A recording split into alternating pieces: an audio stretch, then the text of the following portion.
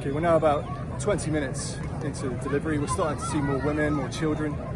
The little girl behind me, you might see she stood on cardboard boxes. Those cardboard boxes are enough to buy her a kilo of flour that she sells. That's the way the barter and trade is working in Gaza at the moment. We've noticed that the Gazans are taking all of the empty boxes, they're taking the empty pallet, the wood, clearly for building fires or whatever in their tents. With a bit of luck, there's some aid that's been left behind. They've reserved a certain portion of it for the women and children. I think once the crowd has died down a bit, the plan is to get that aid to the women and children, and we'll see how that plays out over the next minutes and hours. And that video that you just saw is the man himself, Andrew Fox, in his protective gear and recording at the site of the Gaza Humanitarian Foundation distribution center in Rafah last week. We go deep into what he observed, experienced, and his up-to-the-moment analysis of the humanitarian crisis in Gaza, how it links to Israel's military operations, and, of course, how it may all impact the hostages who we know to be starved and, frankly, on the brink of death. I'm Vivian Berkovich, former Canadian ambassador to Israel. Let's do this. On July 21st, when we last spoke, we talked about the situation in Gaza, humanitarian crisis. A severe lack of food was being reported, really all supplies necessary for sustaining life. As always, there was controversy. Is it real? How bad is it? But it was bad enough, of course, that Israel reversed its policy from the previous few months and started letting in much larger amounts of humanitarian aid. You went into the Gaza Strip, I believe, about 10 days ago with the Gaza Humanitarian Foundation, which we spoke about on July 21st, and you saw firsthand on the ground what's going on. So take us across the border and tell us, what did you see, Andrew? Well, I saw the good and the bad. So I saw a full distribution session from start to finish. I saw the aid going in. I saw the aid being laid out. I saw a swarm of humanity descend upon it to pick it clean right down to the last cardboard box and the last wooden pallet. I saw women and children having the chance to get their food as well, with food, kept behind just for them. I saw some American former special forces staff, some contractors doing an incredible job. Actually, they were humane. They were really caring about the people they were trying to feed, and that was their mission. And they weren't really interested in the politics or the everything else that goes around this war. They were just there to try and help people, and that came across really strongly, right down to seeing them bandaging the feet of little children and giving medical aid to pregnant women. So that was the good. The less good, it's just so hard for people to get there. It's miles across rubbleized terrain, and I mean completely rubbleized. It is destroyed. There is not a single building that's even recognizable as a building anymore. It's just piles of rubble with roads bulldozed down the middle. And they've got to walk across all of that to get to the aid stations. And then if they deviate or stray, the method the IDF uses to keep them on the path is live fire, which as a former soldier, I really am not keen on at all. I don't think that's a good way of doing it. And it's probably the key flaw in the plan, not only because there's every chance that warning shots can go rogue or ricochet and hit people, but also because it gives so much opportunity for Hamas to try and exploit that situation to make the IDF open fire, either by pushing crowds in their direction or by, shooting from the crowd at the IDF and then drawing return fire in exchange. So there's a flaw there. And I'd say the other flaw is potentially that long distance that people have to travel means that we don't know what happens to the aid once they leave the GHF site. Is it being intercepted again by Hamas or other militants? Is it being sold? So, good. The scheme is the right way to do it. If you want protected aid, 100% of their convoys have made it to the distribution points. 100% of their 100 million meals have been given away for free. And of course, just this week, the UN data came out that 85% of their convoys are getting intercepted within Gaza itself. Unbelievable that. It's just like, I just want to really stop on that for a moment. And one other thing that you said, that the UN this week put out a statement saying that 85% of their aid basically is diverted to Hamas, whether it's by ambush, by stealing, which is sort of the same thing. So there's no question that there is truth in the total lack of compassion that Hamas has for its civilians, right? This also leads to, Andrew, another really important point, and that is this. The whole strategy of Prime Minister Netanyahu and the government of Israel over the spring was, we're not going to continue with the ceasefire. Hamas isn't agreeing to reasonable terms. And what we're going to do is we're going to disrupt the flow in part of April and May of humanitarian aid to really deplete their supplies and to put pressure on Hamas, because if they see their people suffering, that's going to put pressure on them to kind of give a little or something in the negotiations for the hostages. But, you can't talk out of both sides of your mouth. On the one hand, Prime Minister Netanyahu says, and rightly, it's an evil, cruel death cult that really does not care about the well-being of its civilians. And we've seen that for years now. And we've certainly seen it throughout the war. So you can't take that position on the one hand, and then on the other say, well, we're going to really squeeze them by causing civilians to, need food, by causing civilian suffering, and that's going to force them to give. I mean, those are two completely diametrically opposed positions, are they not? They are, and I think we can all agree that it was a terrible move by Israel to stop the aid for those 11 weeks, I think it was. Mathematically, absolutely 100%, there was enough aid in Gaza to feed everyone over that period. We know that. We know how much went in. We know how much people need per day. We know the food was there. It's just not being distributed. And if Israel had cut the aid and had the GHF start up immediately at enough scale to feed everyone, that would have been a really good plan.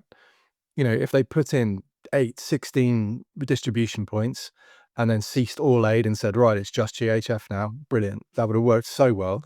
That would have gone a huge way towards squeezing Hamas and putting the pressure that Israel wants to put on them. But by saying, right, no food, and then in 11 weeks' time, you can have the GHF, it was a strategic own goal, both from a practical perspective on the ground of actually making people go hungry, and then in a kind of messaging perspective, it just gave the world that free pass to go, cool, you're doing deliberate starvation. And obviously it's more nuanced than that, but and Hamas should get the lion's share of the blame for people going hungry.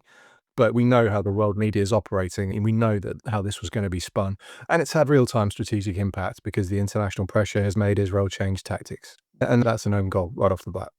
Exactly. Once you, have to back down, then you might as well concede, yes, everything I'm saying is right, even if it's not. I want to be fair here. I mean, we're being critical, but we're being critical in an informed way. And I think it's really important to get this stuff out there, because once the pressure started to build on Israel, and it was like, people are starving in Gaza, there's a really serious food crisis.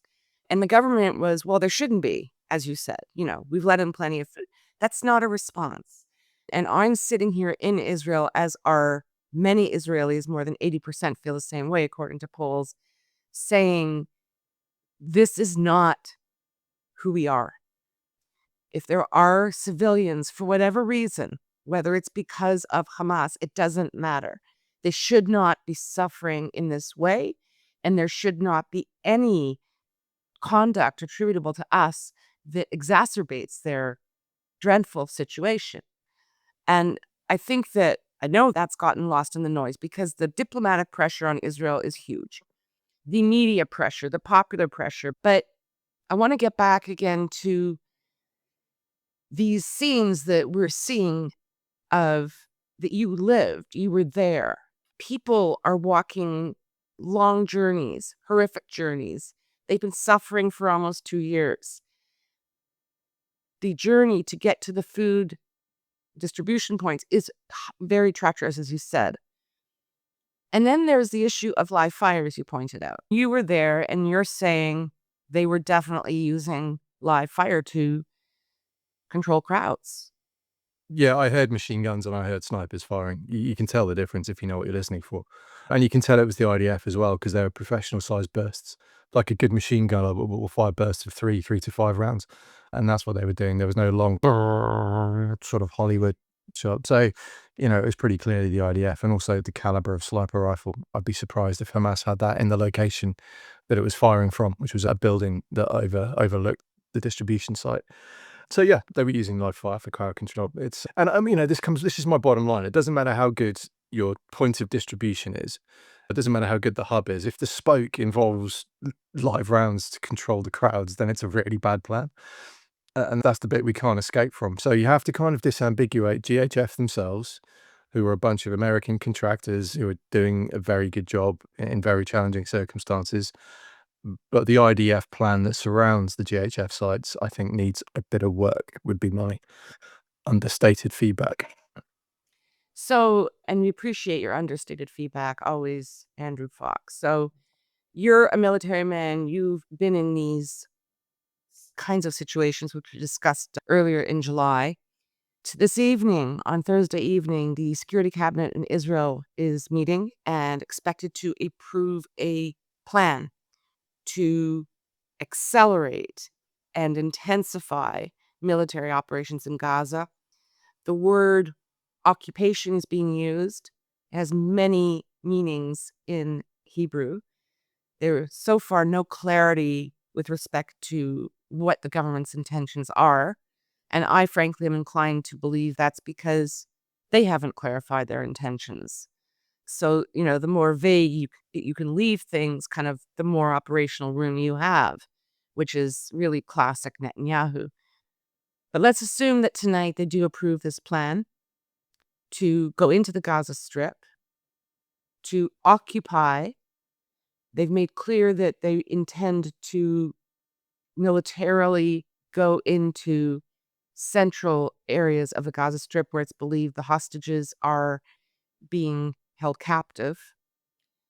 And the dual stated goals, again, as they have been for the last 22 months, are destroy Hamas and free the hostages.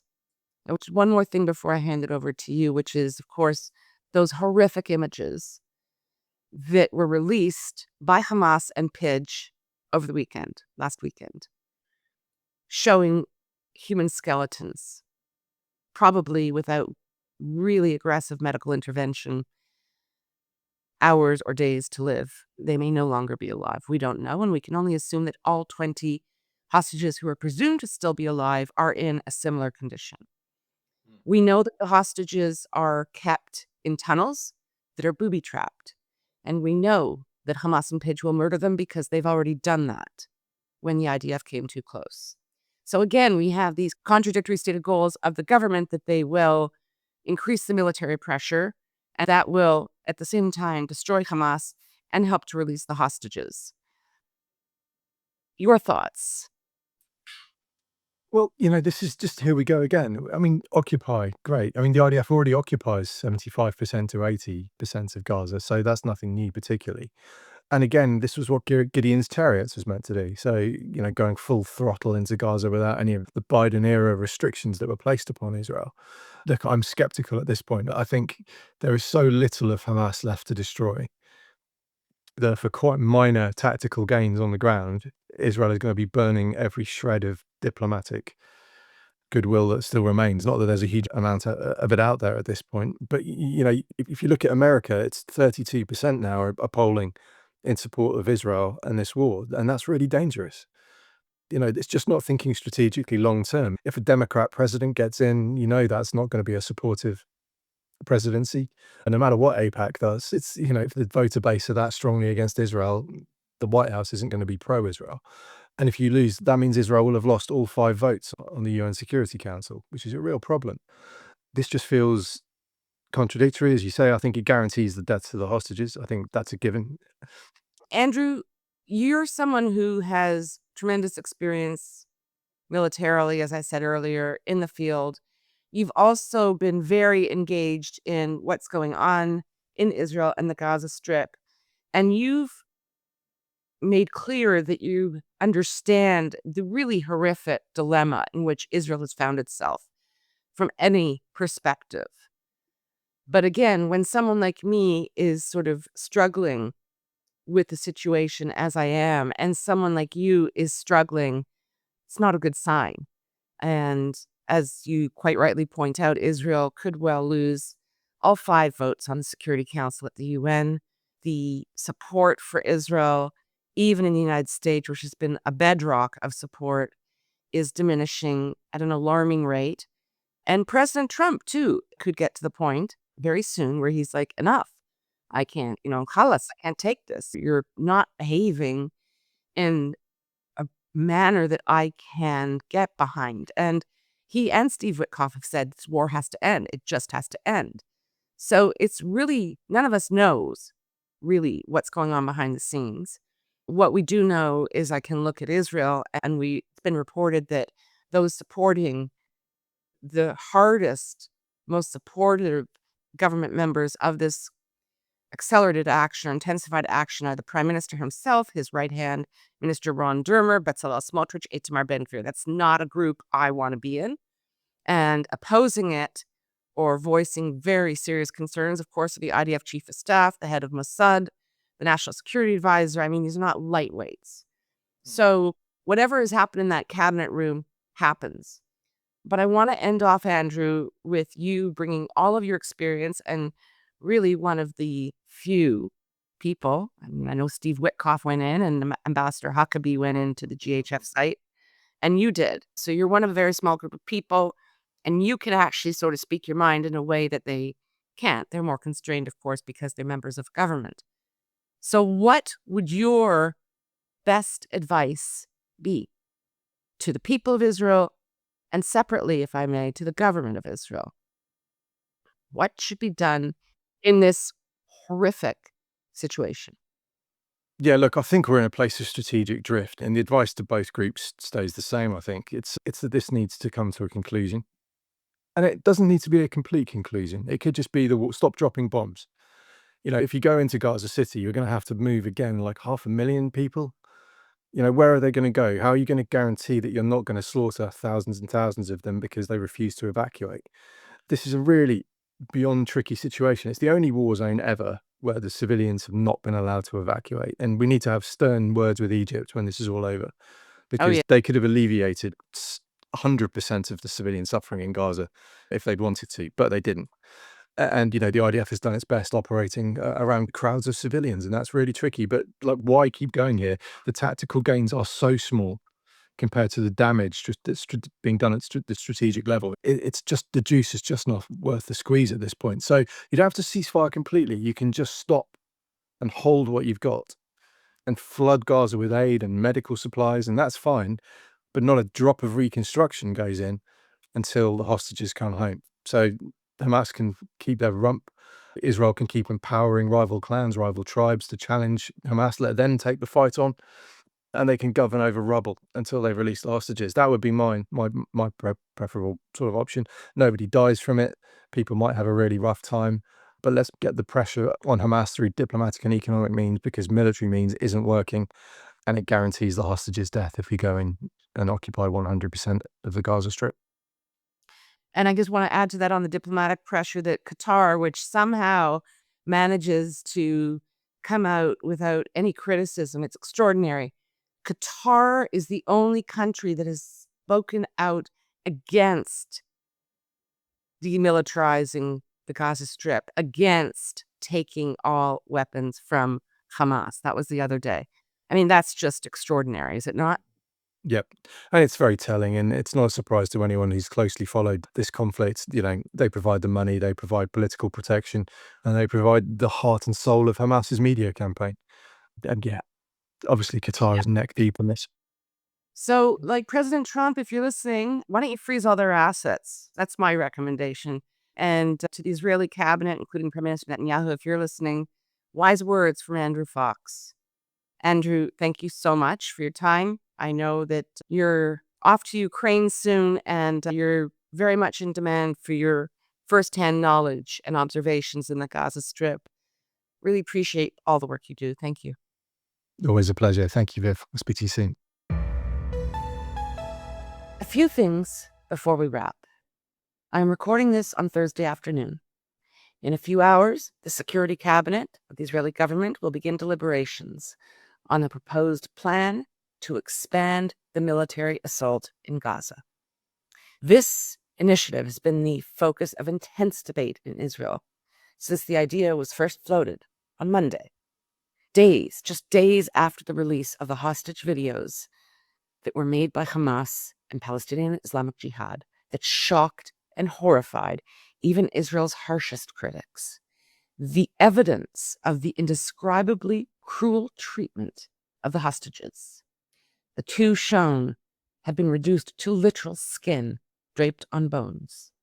One hostage is unable to stand, to see.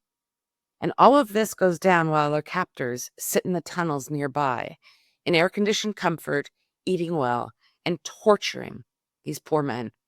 We know this from the testimony of hostages who were released during the winter ceasefire. And we also know it from the fat forearm of a Hamas guard who hands Eviatar David, one of the hostages, a small tin of food, and clearly tells him to smile as he reaches out for it. He barely has the strength to comply. A few minutes ago, IDF Chief of Staff Eyal Zamir made a public statement, a very rare public statement, focusing on the much reported tension between him and Prime Minister Netanyahu.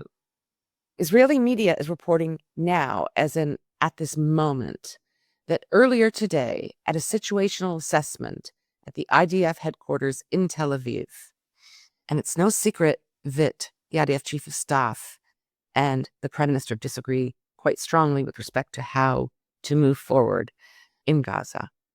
But moments ago, IDF Chief of Staff Eyal Zamir made the following statement.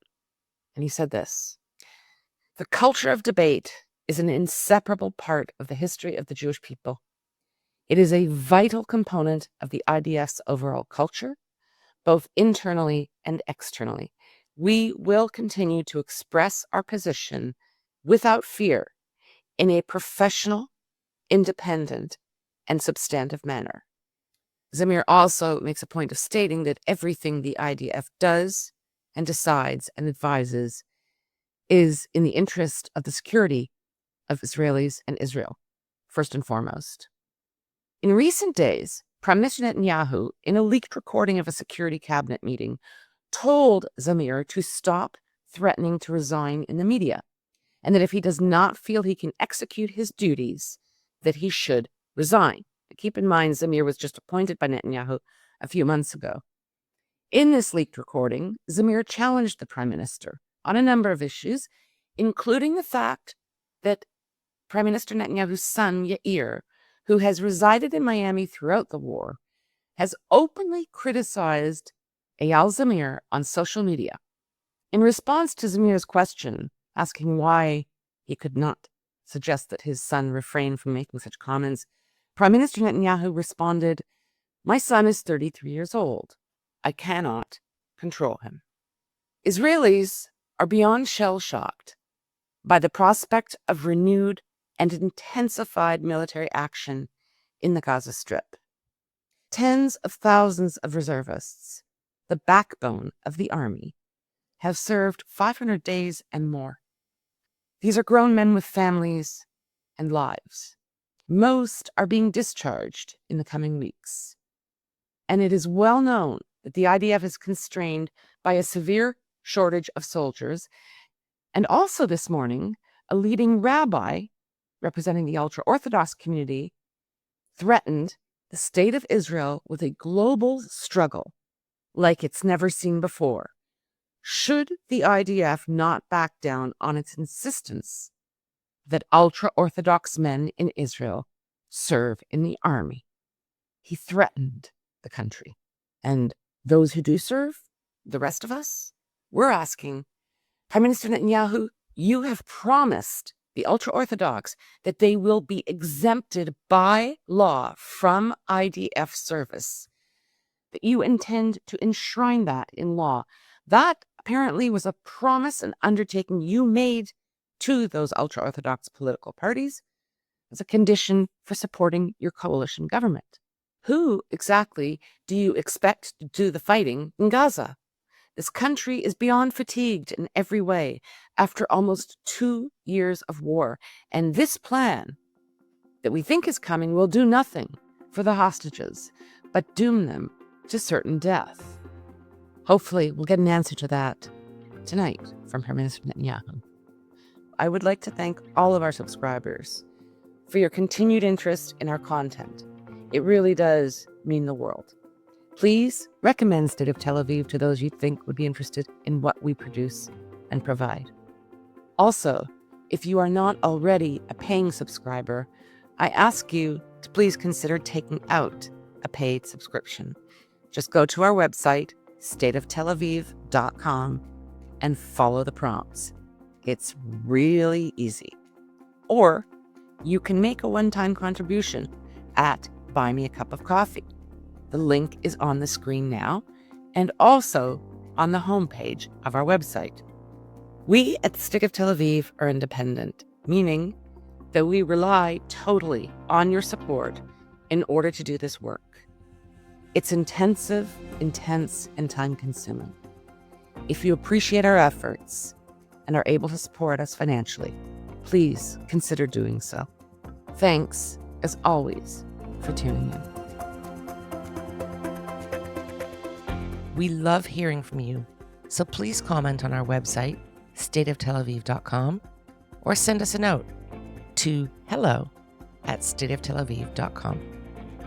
On behalf of the State of Tel Aviv core team, Jan Zabo, our creative, graphic, visual, and marketing man, Amir White, producer and editor extraordinaire, sound guy, who is also impressively patient with me and my boomer tech deficiencies, and our social media manager who pitches in on everything, Maya Naftalin. Thanks to the team. Thanks to you for being here. We'll be back soon.